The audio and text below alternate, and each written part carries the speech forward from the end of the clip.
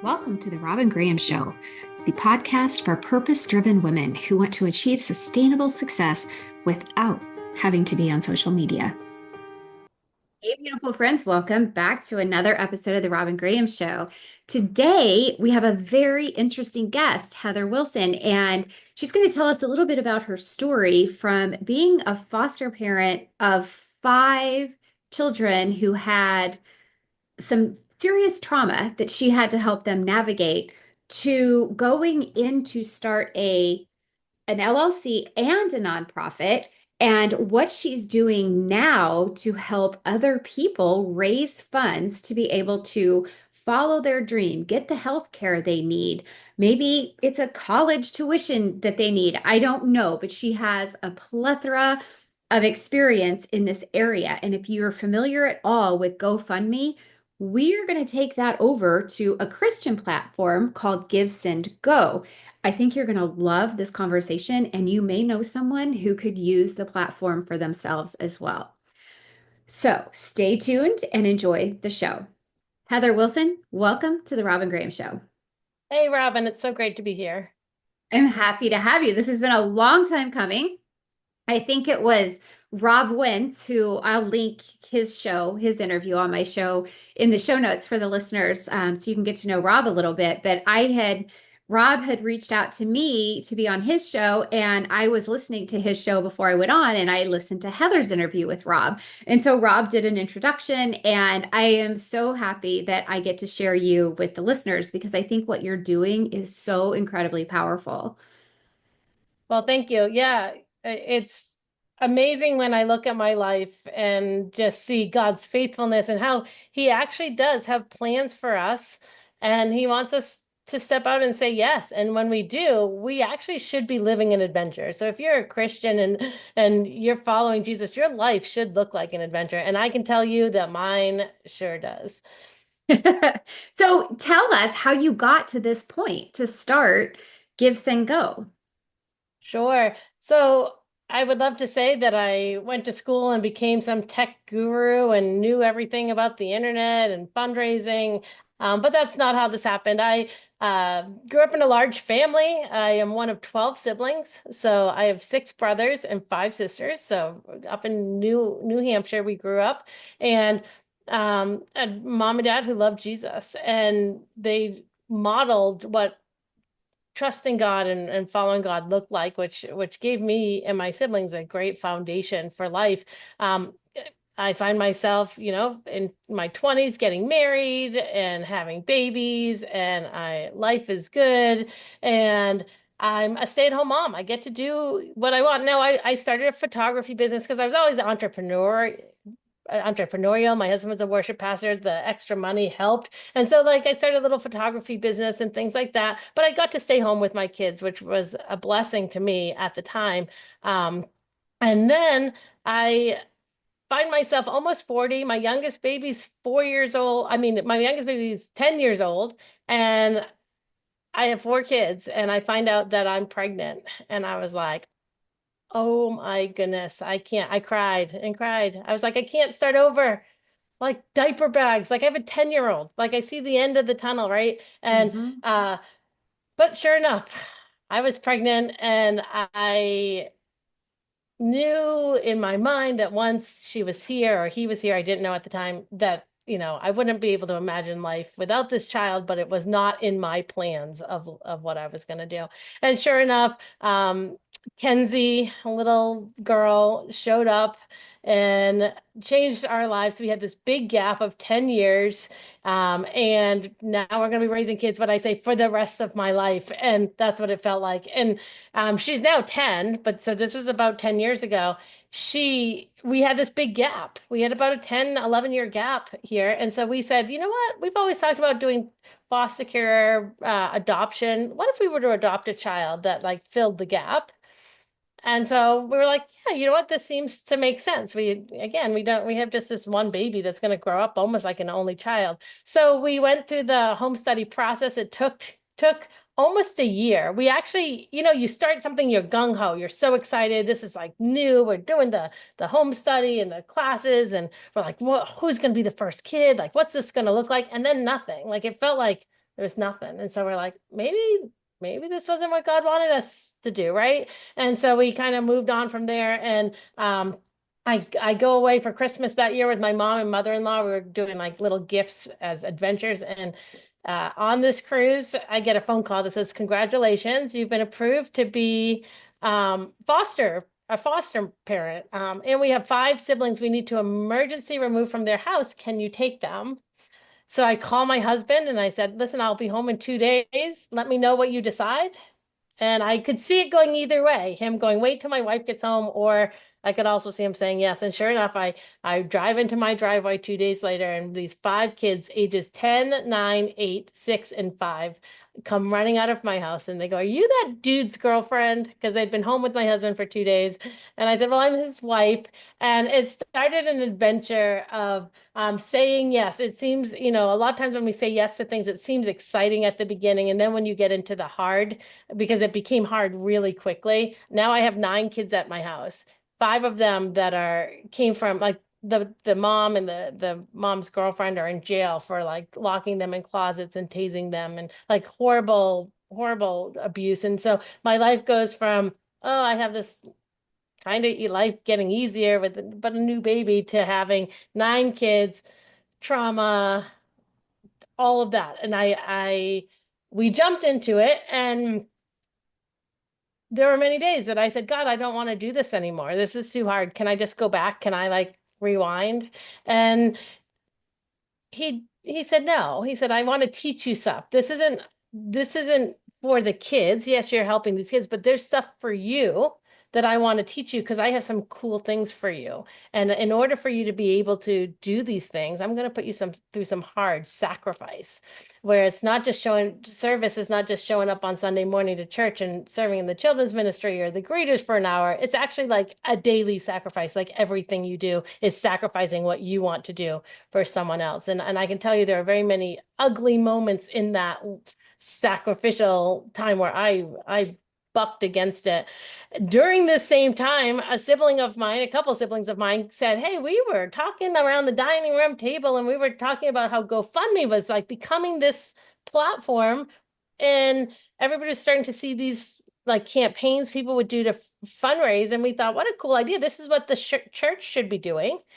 And so they said, my 2 of my siblings were like, "Hey, you wanna jump in and we'll start a platform for people to fundraise, but we'll have a hope section of it, because we know that finance, as Christians, we know finances are necessary, but no amount of finances is going to help you when your house burnt down and you lost a child, right? Like God wants to come in and be that hope that we can have during horrible situations. And so then GiveSendGo was born.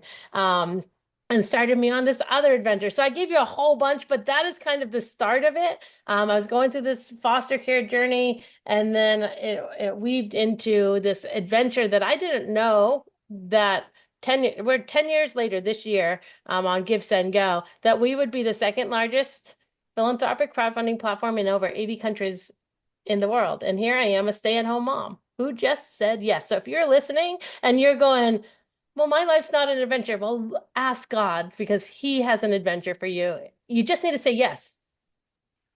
Yeah. And I think I love this so much because I think fear holds so many people back from saying yes. And I just interviewed Elaine Langford on the show, who started She Steps Forward International, that you and I were speaking about before we started our interview. And she had the comment, it's like, God just opened doors and I walked through.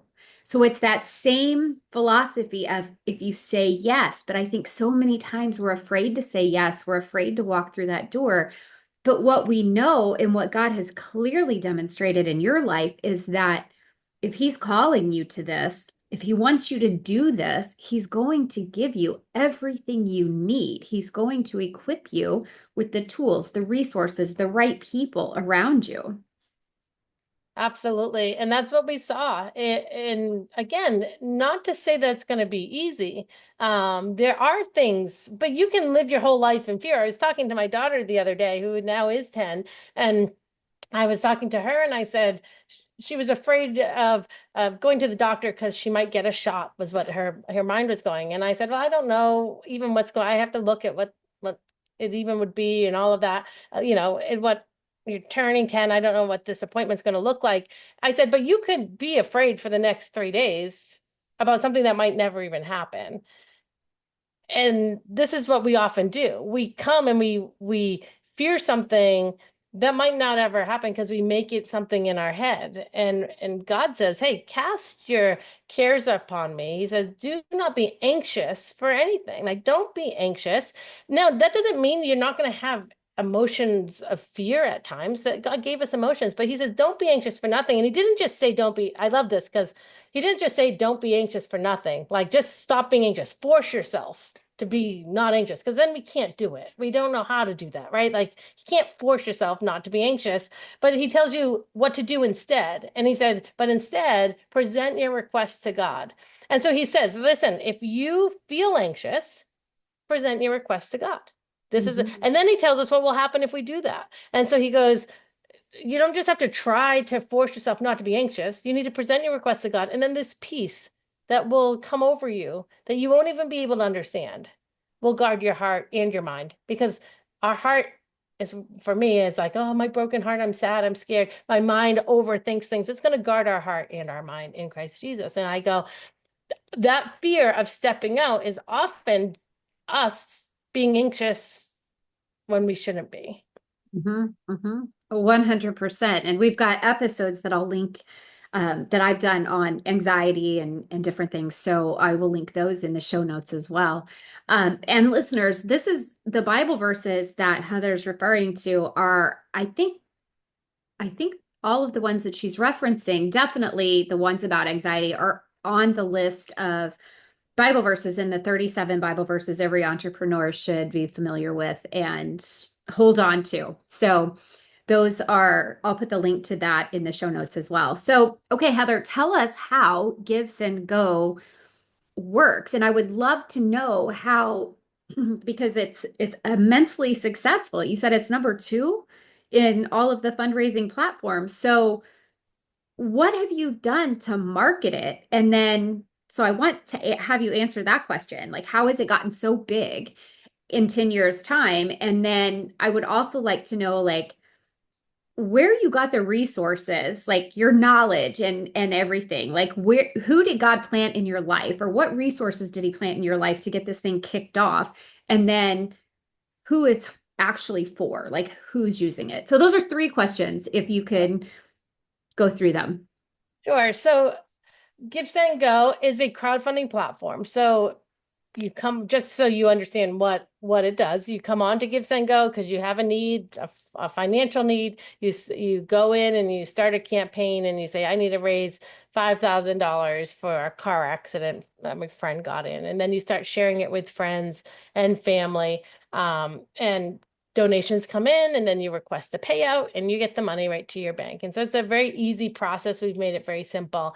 Um, it wasn't something like what you're alluding to that I just knew about, right? Like there, and the first 5 or 6 years, so my brother and I were, when we started, we didn't take out a loan. We're not in debt to anybody. We owned this thing 50-50. And when we started, we bootstrapped it. So any money that came in went right back out.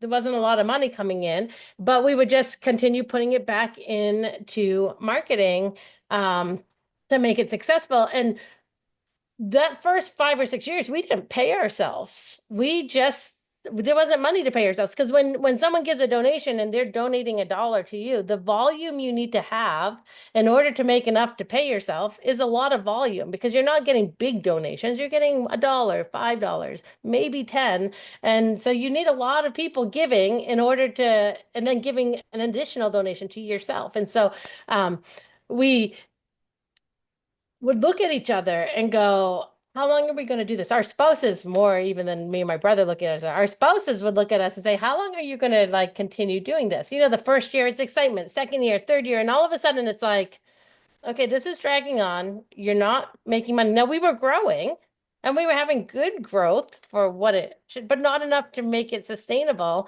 And so you can get into that season of saying, all right, God, is this really what you called me to do? Like, have I missed the mark here? Is it what you called me to do? Am I I don't want to spend too much time on something that too much more time and then be like, okay, I failed in this, but I also don't want to give in if you're teaching me endurance. And so I think the important part of that journey for us, that those first years, was surrounding ourselves with people that could speak into our lives, that could give us pep talks when we were like being down, that would listen to the journey, give us feedback and wisdom. Coming from a big Christian family, we had a lot of that just in the family, but also just having a good friend or two. And I'm a reader, so I love to read as well. And so all of those things helped develop as we went. But the one of the biggest things that I learned that has changed the way I lead, and I've been a Christian since I want to say 5 or 6 years old. I asked Jesus into my heart for the first time, and I um, would have loved to say that God, I knew that God gives us wisdom. Well, I would have told you I knew that He would give us wisdom, like it says it in the Bible, but I never really asked Him for wisdom. And then I was going through something with one of my sons, and he was just being a little punk. And I didn't know what to do with him. And I like, we were at the end of our rope with him. He was a teenager. And I had just read that verse, like, if any of you lack wisdom, you can ask God and He'll generously give you wisdom. And I got to a point that day where I actually sat like saying, all right, God, I need wisdom. I have no idea what to do here. And either you're going to give me wisdom or it's not true because you say you will. And so if you don't, then what else isn't true? Like I'm not, but I don't know what to do here. You promised generous wisdom. I read it this morning. Generous. Like I don't even have to beg for it. And here I am begging. What wisdom are you going to give me? And then I just got quiet and I felt the Lord say, you know what? I'm giving I actually felt him say, you're doing what I asked. You're shutting up and asking for wisdom. That's how you get wisdom. And the situation resolved itself because I spent time being quiet instead of just running my mouth. And from then on, I was like, oh my gosh, God wants us to ask Him for wisdom. So part of my answer to your question would be asking God for wisdom is how I have wisdom before I go into meetings. And I missed out most of my life even as a Christian, even loving Jesus, even knowing He was faithful, I missed out. I actually, there are times I'm like, I can't believe I went through all this stuff in my life and never asked God for wisdom. Ask God for wisdom. He promises that He'll give it generously, and He does. It is like amazing to me.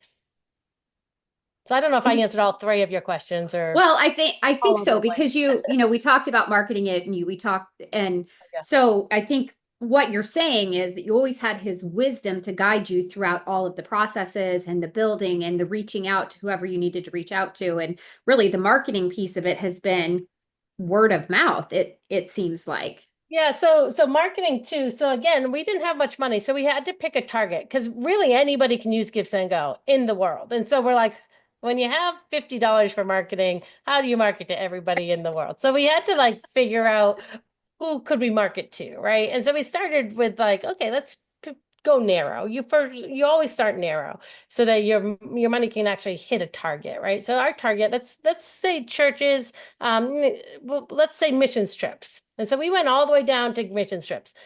We're a Christian platform. Let's allow people to raise money for missions trips and really push that because GoFundMe's out there. People raise money for all sorts of things there. That's what we want GiveSendGo to be, but we don't have the money to tell everybody. So let's just market to churches. And so that's how we started, and we would put our money back in there.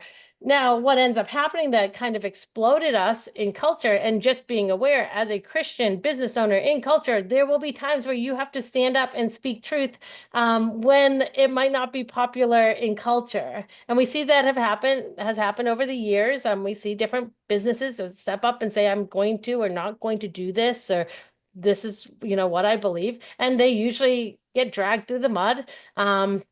And so it happened to GiveSendGo. We allowed a campaign for a young guy named Kyle Rittenhouse a few years ago. I don't know if you recognize that name. He was, found himself in a situation during the riots around George Floyd, and he shot a couple people, and they were all over social media everywhere. That's all you could hear about. And he needed to raise funds for legal defense. And we said, he was kicked off every other platform. And we said, well, should we allow him on GiveSendGo? He had started a campaign. I woke up to thousands of hate mail, death threats. I had death threats on my phone of people who are so mad that he had a platform, a GiveSendGo campaign for his legal defense because he's a murderer and he's a white supremacist and he brought a gun across state lines and all these things that were just like being spoken about in the news. And I'm like, I wasn't there. I don't know. Like you see these 5-second clips. He should be allowed to have a legal defense. He lives in the United States. We should be presumed innocent until we go to trial and get found guilty. So we made a decision. We were going to allow him to fundraise for his legal defense. And so that threw us into this national spotlight of, oh, here's a platform that's not going to just do what Facebook and GoFundMe and the big tech platforms are, that are actually going to think for themselves and make decisions based on truth and justice. And so that's kind of all of a sudden we went from, hey, we're growing year after year to whoosh, everybody knows GiveSendGo is going to be the platform if the other platforms want to silence you about pro-life, about really anything. And then we saw the truckers in Canada, and I don't know if you saw that as well. There's a protest a few years ago. GoFundMe shut them down. They came to GiveSendGo and they raised $13 million in a week to protest, the government mandates up there. Again, we were like, protest is a fundamental to democracy. It's not like anything illegal is going on. We're going to allow it. And it again throws you into this like, who are these people that are allowing something I disagree with? And there's a lot of people that disagree with the hope we offer that we say is found in Jesus and the platform that we allow people to raise funds for legal defense, even if they've done something wrong. And so that is kind of marketed itself. It does self-market as far as you have a campaign for your friend and then you share it. So yes, it's marketing it that self too, but it's also us saying, no, we're going to take a stand, even in the hard, to be a platform that stands for truth and justice for people. Yeah. And yeah, well, we won't go into those, the whole stories, but I think he actually was found innocent. He was found not guilty. And claimed a hero because he actually saved many lives by doing what he did. But that's neither here nor there. I think the focus Either is way, that even when he got found not guilty, people were like, "Oh, we're glad GiveSendGo allowed it," and we're like, we weren't behind Kyle. We don't know him. We were behind this presumption. So that's yeah. And I think your Jesus would not have turned his back on him. It's just that simple, right? And, you look at King David, and I think he's the perfect example of, anytime you're thinking somebody's bad and you can't like them because they're bad or they have a past or whatever, it's like, look at King David. I mean, he was a rapist, a murderer. He was an adulterer. Like he did all these things, right? And yet he was chosen by God to be a leader. So I think I like that you're segmenting that, you're differentiating yourself, that just because of one circumstance or situation, you're still looking at it from that hope of the Bible. Yeah. So and we actually have a hope team that calls every campaign to pray with them. And so if you start a campaign on GiveSendGo, we actually do not just say we want to provide hope. We actually do. We call campaigns and say, hey, I'm reading your campaign about whatever situation. Can I pray with you right now? So we're like stepping in and providing hope for people, even people like Kyle. I love that. And then, so my next question is, you also have a nonprofit arm to this. So which I think is absolutely brilliant. And so just tell the listeners a little bit about that, and then we'll close up and you can tell everybody where they can find you and even go search your platform to see if there's somebody they want to give to. Absolutely. So GiveSendGo Charities was started about 2 years ago, where we thought we need to have a charity platform. The charities and nonprofits get a bad name for themselves. You hear like the American Red Cross or Goodwill or things like that, Salvation Army. It's like, oh, did you know X amount of dollars is going just to their CEO, right? Like you hear things like that. And so everybody's walking around these days with distrust. To give money to somebody. They just distrust it because they've heard horror stories. And so we thought, what if we were able to start a charity that was the most trusted charity in the world. And that is our goal, where we actually, when something happens like the hurricanes down in North Carolina or the fires out in California or the school shootings that happen or anything like that happens, where our charity, instead of waiting for somebody to start a campaign on their own, which people do, where our charity would actually start a campaign and people could give to that and get the tax benefit of giving to a nonprofit. And then our charity would take that money and grant it to campaigns on GiveSendGo. And so all of a sudden, the hurricanes happen, people are giving to our charity, and during these disaster relief type campaigns, GiveSendGo for profit covers the processing fees. So 100% of the donation, if you give $100 is going to be given to that person, which is unheard of.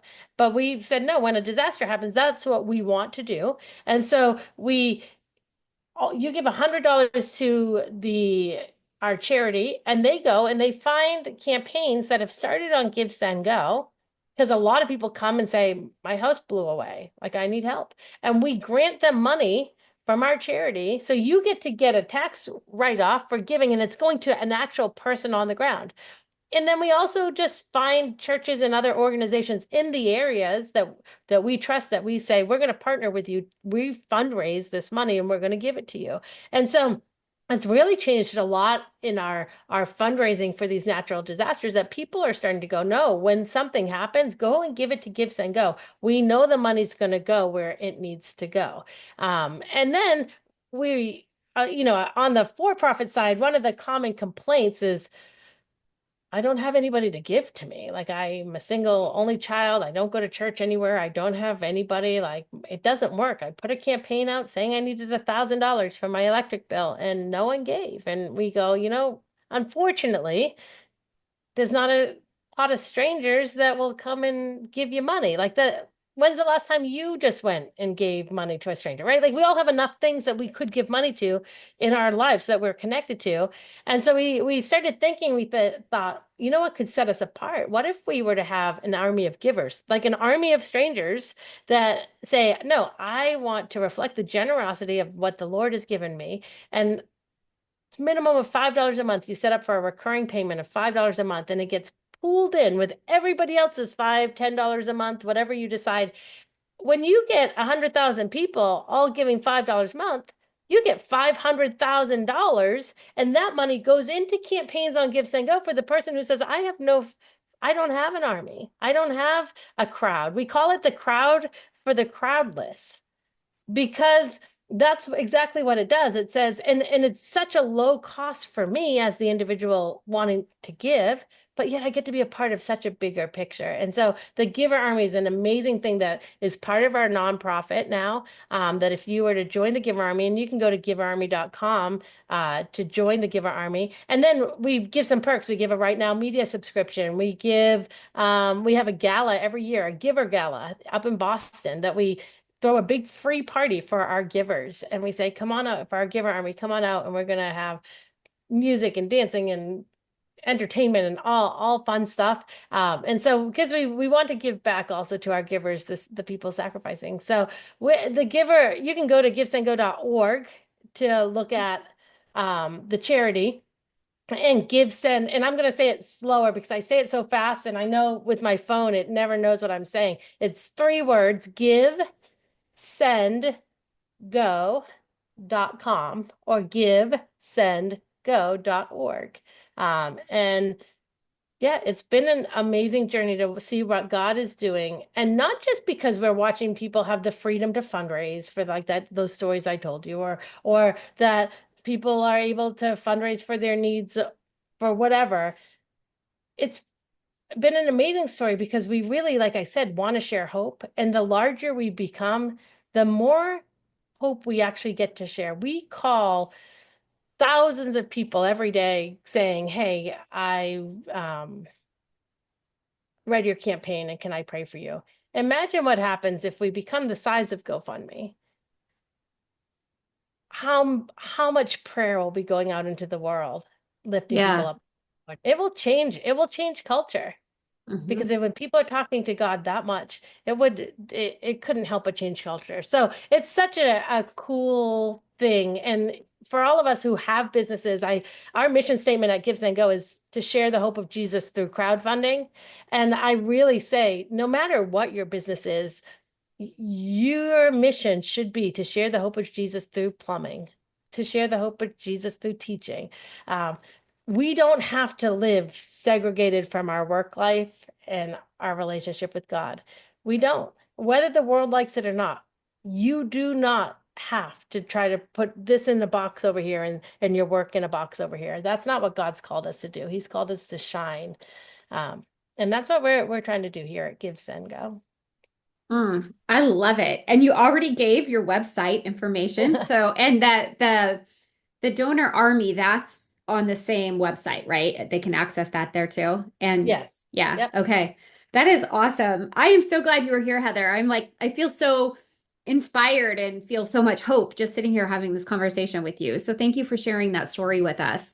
And listeners, if you found this information inspiring and hope-filled and know anyone that could benefit from the information, or you just feel called to share it, please do so. I mean, let's come together and share that hope, because that's how we create the ripple effect of good in the world. So, and also, of course, I have to ask if you'd be so kind to leave a rating and review. My heart would be full, and that's how I am able to continue to get guests like Heather and all of the other wonderful people that we've had on the show. So thank you all for being here, and I will see you next week. And that's a wrap, friends. A heartfelt thank you for being here.